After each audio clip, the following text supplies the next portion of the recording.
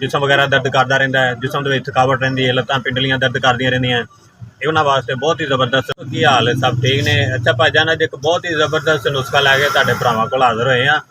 ये नुस्खा बेमिसाल है, बहुत ही इसका रिजल्ट है, बहुत ही इसका फायदा है और इसनों बनाओ, इस्तेमाल करो और फायदा उठाओ। सब तो पहले उन्होंने दोस्तों दरखास्त है जोड़े नए चैनल पर ने और जिन्हें साढ़े चैनल को सबसक्राइब नहीं किया, वीडियो लाइक नहीं की, उन्होंने वास्ते दरखास्त है भी साढ़े चैनल को पहले तुसी सबसक्राइब कर लो। वीडियो अच्छी लगती है तो लाइक कर दिया करो, बैल आइकन को दबा दिया करो ताकि आने वाली अच्छी तो अच्छी वीडियो तुहाडे कोल पहुँच सके।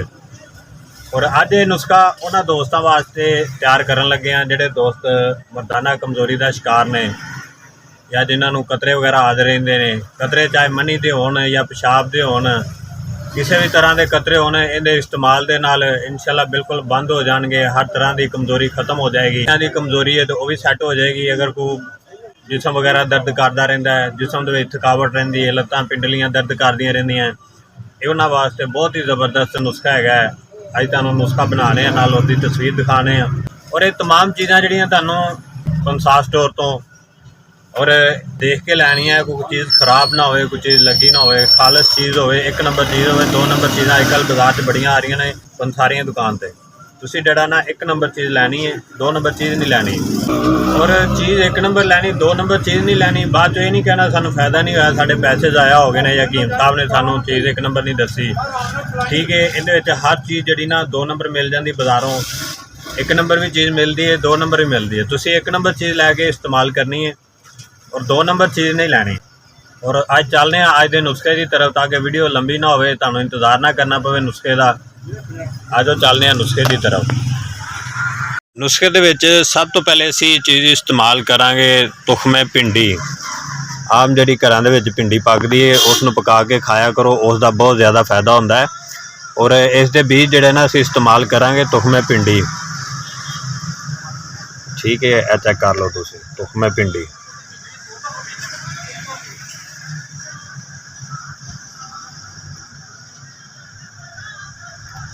तुसी 20 ग्राम लैने ने और उस दे नाल असी इस्तेमाल करांगे बीज बंद।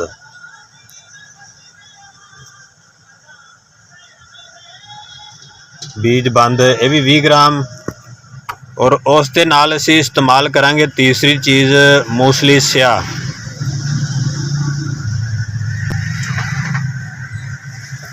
मूसली स्याह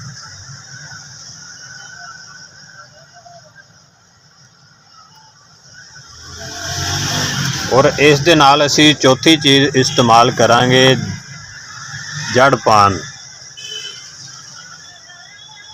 जड़ पान असी इस्तेमाल करांगे। और इस दे नाल मेन चीज़ जिहड़ी बंदियां नूं ताकत देंदी है, इसका बहुत ही ज़्यादा फायदा है। पट्ठियां नूं ताकत देंदी, मर्दाना कमजोरी खत्म करती है, जरासीम वधादी है, मनी नूं गाढ़ा करती है। इसका नाम है मूसली सफेद इंडियन। एक नंबर जड़ा ना मूसली तुसी लैनी है, मूसली सफेद साफ साफ दाने लैने। उस दे नाल असी लांगे तुखमे प्याज। प्याज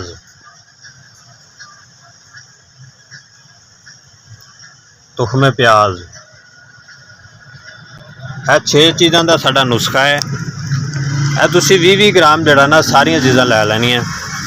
अगर कोई शुगर वाला दोस्त है तो वह इहदे विच मिश्री कुजा मिश्री जड़ा ना चीनी की बनी होंदी है वह ना डाले। ठीक है, इस तरह जड़ा ना इस्तेमाल कर सकता है। और शुगर तो इलावा अगर कोई दोस्त इस्तेमाल करना चाहता है इस नुस्खे नूं तो इहदे विच जड़ा ना तुसी कुजा मिश्री पा के थोड़ा जिहा मिठा हो जाता, मिठास हो जाती है। कुजा मिश्री डाल के इस नूं तुसी बिल्कुल पाउडर बना लो। खाली पेट जड़ा ना आधा किलो दुध दे नाल इस्तेमाल करना है और तकरीबन 45 दिन जड़ा ना तुसी लगातार इस्तेमाल करना है। इंशाल्लाह इस्तेमाल दे नाल जिस बंदे नूं कतरे वगैरह आदे होन, कतरे चाहे वो पेशाब दे होन, मनी दे होन, चाहे खून दे होन, जिस तरह के भी कतरे होणगे इंशाल्लाह एक हफ्ते के अंदर रुक जाएंगे। मुसलसल जड़ा ना इलाज वास्ते तुहानूं 45 दिन या 30 दिन इस्तेमाल करनी पेगी और इंशाल्लाह इसदे बेशुमार फायदे ने। ਫਾਇਦੇ ਹੈਗੇ ਨੇ। ਮਰਦਾਨਾ ਕਮਜ਼ੋਰੀ ਖਤਮ ਕਰੇਗੀ, ਕਤਰੇ ਰੋਕੇਗੀ, ਮਨੀ ਗਾੜੀ ਕਰੇਗੀ। ਅਗਰ ਜਰਾਸੀਮ ਵਗੈਰਾ ਕਮਜ਼ੋਰ ਨੇ, ਮਨੀ ਦੇ ਵਿੱਚ ਪਸ ਵਾਲੇ ਹਰ ਤਰ੍ਹਾਂ ਦਾ ਜਿਹੜਾ ਨਾ ਮਸਲਾ ਕਲੀਅਰ ਕਰੇਗੀ। ਇਸ ਨੂੰ ਤੁਸੀਂ ਅੱਛੀਆਂ ਚੀਜ਼ਾਂ ਨੂੰ ਲੈ ਕੇ ਇਸ ਦਾ ਪਾਊਡਰ ਬਣਾ ਕੇ ਇਸਤੇਮਾਲ ਕਰੋ ਔਰ फ़ायदा उठाओ। और दोस्तों दरखास्त है भी साढ़े चैनल नूं जड़ा ना तुसी लाजमी सबसक्राइब कर दिया करो ताकि आने वाला अच्छे तो अच्छा नुस्खा हर चीज़ तुहानूं मिल सके। और वीडियो दे विच असीं जड़ा ना हर तरह के नुस्खे की तस्वीर, चीज़ां की तस्वीर बनाई दी है ताकि तुहानूं लैन लग्या पहचान लगे आसानी होवे और तुसी बासानी जड़ा ना पंसारी की दुकान तो लै लवो।